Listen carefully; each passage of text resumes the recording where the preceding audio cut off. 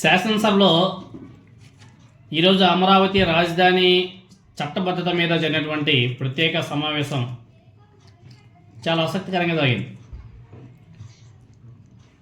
ఉమ్మడి రాజధానిగా హైదరాబాద్కు ఉన్నటువంటి 10 ఏళ్ల గడువు ముగిసిన నేపథ్యంలో అమరావతికి చట్టబద్ధత కల్పించే లక్ష్యంతో ముఖ్యమంత్రి చంద్రబాబు నాయుడు గారు ఈరోజు సభలో తీర్మానాన్ని కూడా ప్రవేశపెట్టాడు. అయితే ఈ చర్చా వేదిక రాజధాని అభివృద్ధి కంటే గత ప్రభుత్వం ముఖ్యమంత్రి జగన్మోహన్ రెడ్డి గారి మీద విమర్శలకే ఎక్కువగా పరిమితమైందనే విమర్శలు కూడా గట్టిగా వినిపిస్తున్నాయి. సభలో కూడా అమరావతి రాజధానిగా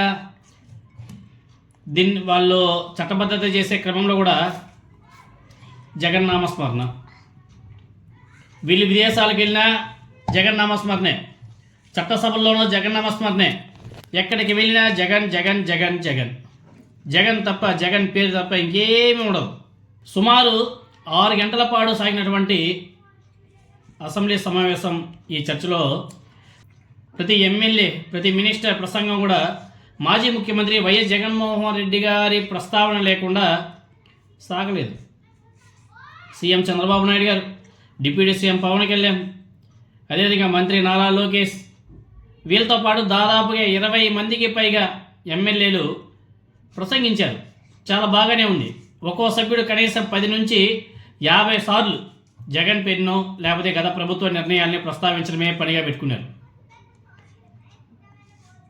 వీళ్ళ చర్చలో కొన్ని ప్రశ్నార్థకంగా మాట్లాడే విషయాలు కూడా ప్రజలందరూ కూడా తెలుసుకోవాల్సిన అవసరం ఉంది. ప్రతి ఒక్కరు కూడా తెలుసుకోవాల్సిన అవసరం ఉంది.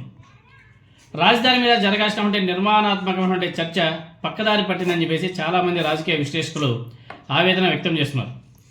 ప్రజలు ఆశిస్తున్న కీలక అంశాల మీద కూటమి ప్రభుత్వం అసెంబ్లీ సాక్షిగా స్పష్టత ఇవ్వలేదు అని చెప్పేసి చాలామంది పాయింట్అవుట్ చేస్తున్నారు.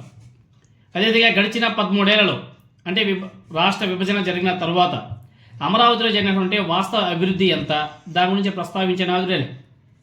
ఇప్పటి వరకు అమరావతి కోసం ఎన్ని కోట్లు ఖర్చు చేశారు, దాని గురించి ఎక్కడ కానీ ప్రస్తావించరు. అసెంబ్లీ సెక్రటరియట్ వంటి శాశ్వత భవనాల నిర్మాణం ఎప్పటికీ పూర్తవుతుంది, దాని గురించి ఆన్సర్ లేదు.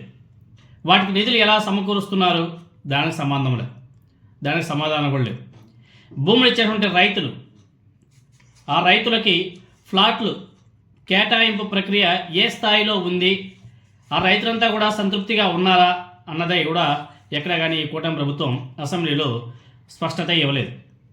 అమరావతి తనను తాను పోషించుకునే సెల్ఫ్ ఫైనాన్స్ సిటీగా ఎప్పుడు అవుతుంది? ఎందుకంటే నారా చంద్రబాబు నాయుడు గారు గత ఎన్నికలకు ముందు అదే చెప్పాడు. అమరావతి అనేది సెల్ఫ్ ఫైనాన్షియల్ క్యాపిటల్, దానికి ఎక్కడ కానీ మనం ₹1 కూడా ఖర్చు పెట్టాల్సిన అవసరం లేదు, దానంతటా అదే డబ్బులు సంపాదించుకుంటుందని చెప్పేసి మాట్లాడాడు. మరి అది ఎప్పుడు తయారవుతుంది, ఇప్పటివరకు ఎన్ని కోట్లు సంపాదించింది అనేది నారా చంద్రబాబు నాయుడు గారు, అదేవిధంగా పవన్ కళ్యాణ్ గారు, నారా లోకేష్ గారు అసెంబ్లీ సాక్షిగా చెప్పి ఉంటే చాలా బాగుండేది. అదేవిధంగా అమరావతి మీద చేస్తున్నటువంటి అప్పుల భారం ఎంత, ప్రజలపై ఆ భారం ఎలా ఉండబోతుంది, ఎలా పడబోతుందో దాని గురించి కూడా కొంచెం స్పష్టత ఇచ్చుంటే ఇంకా బాగుండేది. 6 గంటలు నడిపితే అసెంబ్లీ సమావేశాల్లో అప్రాక్సిమేట్గా 6 గంటలు జగన్ని లేకపోతే వైఎస్ఆర్ కాంగ్రెస్ పార్టీని విమర్శించడానికి బయట అనేక వేదికలు ఉన్నాయి కదా, మరెందుకు అసెంబ్లీకి వెళ్ళి అమరావతిని రాజధానిగా చట్టబద్ధత చేసే క్రమంలో కూడా జగన్నామస్మరణ చేయడం అవసరమా? జగన్మోహన్ రెడ్డి గారిని విమర్శించడానికి బయట అనేక ప్లాట్ఫామ్స్ ఉన్నాయి కదా. అత్యంత విలువైన అసెంబ్లీ సమావేశాన్ని కేవలం గత ప్రభుత్వం మీద, జగన్మోహన్ రెడ్డి గారి మీద దూషణకే కేటాయించడం సరైనదేనా అని చెప్పేసి చాలామంది విశ్లేషకులంతా కూడా ప్రశ్నిస్తున్నారు. భవిష్యత్తు ప్రణాళికను వివరించడం కంటే గత ప్రభుత్వ తప్పుల్ని ఎండగట్టడానికే కూటమి ప్రభుత్వం ఎక్కువ ప్రాధాన్యత ఇచ్చినట్టు చాలా స్పష్టంగా కనబడుతుంది. ఇది ప్రజలకు అవసరమా అనేది కూడా ఒకసారి ఆలోచన చేయవలసిన అవసరం కూడా ఉంది.